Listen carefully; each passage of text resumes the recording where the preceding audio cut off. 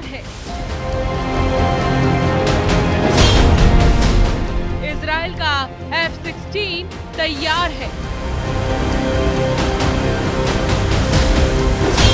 Israel को America से मिला F-35 भी तैयार है। ये तीनों लड़ाकू विमान इजराइल को अमेरिका से ही मिले हैं।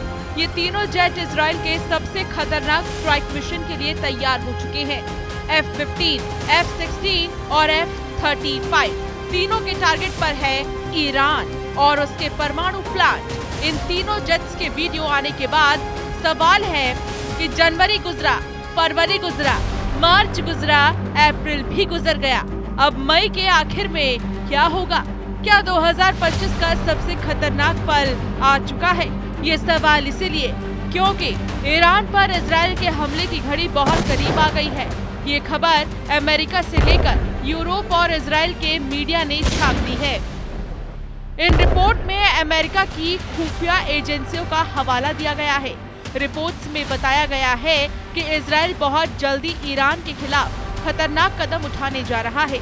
अमेरिका की इंटेलिजेंस एजेंसियों के मुताबिक इजराइल ने ईरान के परमाणु ठिकानों पर हमला करने की तैयारी कर ली है और ये स्ट्राइक बहुत जल्दी अंजाम दी जा सकती है। ये रिपोर्ट ऐसे वक्त सामने आई है जब राष्ट्रपति डोनाल्ड ट्रंप ने ईरान के साथ परमाणु मुद्दे पर बातचीत तेज कर दी है। इजराइल की तैयारियों पर रिपोर्ट बता रही है कि पूरी दुनिया में ऐसे भूकंप का खतरा है जो सिर्फ ईरान या इजराइल को नहीं हिलाएगा बल्कि पूरी दुनिया में नेतन्याहू की स्ट्राइक का असर पड़ेगा। इजराइल के स्ट्राइक मिशन की खबर मिलने के बाद कच्चे तेल के दाम अचानक बढ़कर $66 प्रति बैरल के पार पहुंच गए। सोने के दाम भी 2 हफ्तों की सबसे ऊंचाई पर पहुंच चुके हैं, यानी 24 कैरेट का 1 तोला सोना अब 97,000 का आंकड़ा पार कर गया।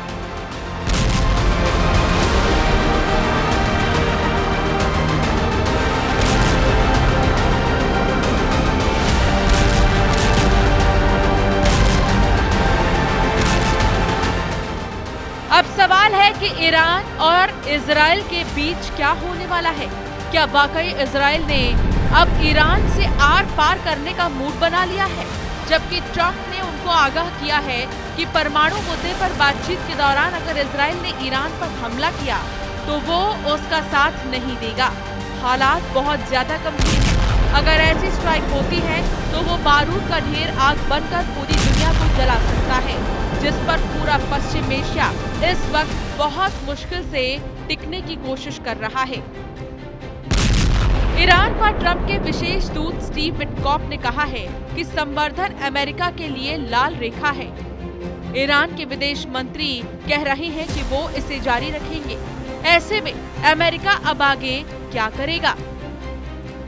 अमेरिका खुफिया अधिकारियों का हवाला देकर बताया गया है कि ईरान पर स्ट्राइक को लेकर नेतन्याहू ने अभी आखिरी फैसला नहीं किया है, लेकिन उनकी तैयारी इस वक्त पूरी है। इजराइल अब हमले के लिए आगे कदम बढ़ाता है या नहीं, ये पूरी तरह ईरान और अमेरिका की बातचीत पर निर्भर है।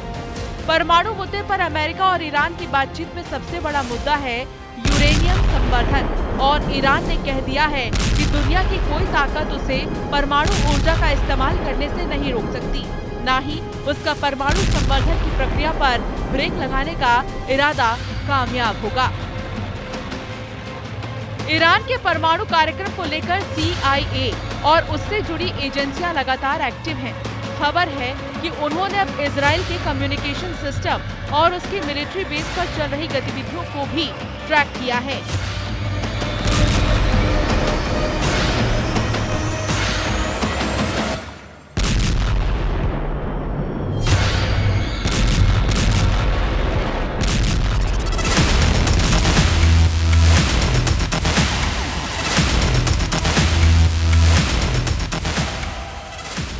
पता चला है कि इजराइल ने हाल ही में एक स्ट्राइक मिशन का अभ्यास किया है, जो बताता है कि नेतन्याहू ने ईरान के खिलाफ एक बड़े मिशन को आजमा लिया है।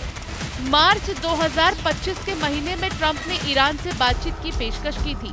उन्होंने ईरान से वार्ता के लिए एक चिट्ठी भी भेजी थी और समझौते पर पहुंचने के लिए 60 दिन का समय भी दिया, लेकिन अब ये मियाद 5वें हफ्ते को क्रॉस कर चुकी है और अब ट्रंप के हिसाब से ज्यादा वक्त नहीं बचा है।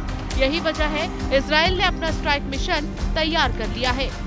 ईरान ने जनवरी 2025 में अब तक इतने हथियार जमा कर लिए हैं कि एक बड़े युद्ध को लॉन्च करने वाला हमला किया जा सकता है।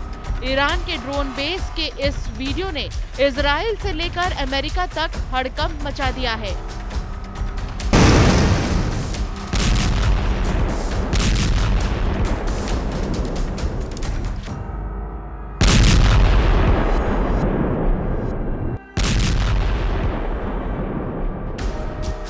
ईरान को साफ साफ नजर आ रहा है कि अब उसे एक नए वॉर जोन के लिए तैयार रहना होगा।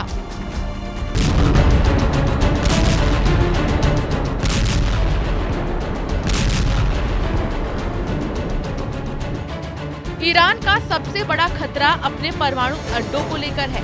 ईरान को खतरा उसकी सबसे बड़ी ताकत मिसाइल बेस को लेकर है। ईरान को खतरा उसकी सबसे बड़ी फोर्स रेवोल्यूशनरी गार्ड्स को लेकर है। ईरान को खतरा उसके तेल के ठिकानों को लेकर भी है, जिस पर इजराइल की नजर गड़ी हुई है। ये चारों ताकत इस वक्त अमेरिका और इजराइल के टारगेट पर हैं। डोनाल्ड ट्रंप ने इजराइल को 2000 पाउंड वाले बम की सप्लाई भी जारी रखी हुई है। ये ऐसे बम हैं जो F-15 जैसे फाइटर जेट से लॉन्च किए जा सकते हैं, लेकिन जब इससे भी बड़े बम से हमला करना हो तो उसके लिए इजराइल के पास बड़े विमान नहीं है। अब तक इजराइल ने अपनी बमबारी में 3 तरह के फाइटर जेट इस्तेमाल किए हैं। F-16 से लेकर F-15 और F-35 पर बंकर बस्टर बम लोड किए जाते हैं और फिर उनसे बेरूत और दक्षिणी लेबनान से लेकर गाजा और ईरान तक बमबारी की गई है।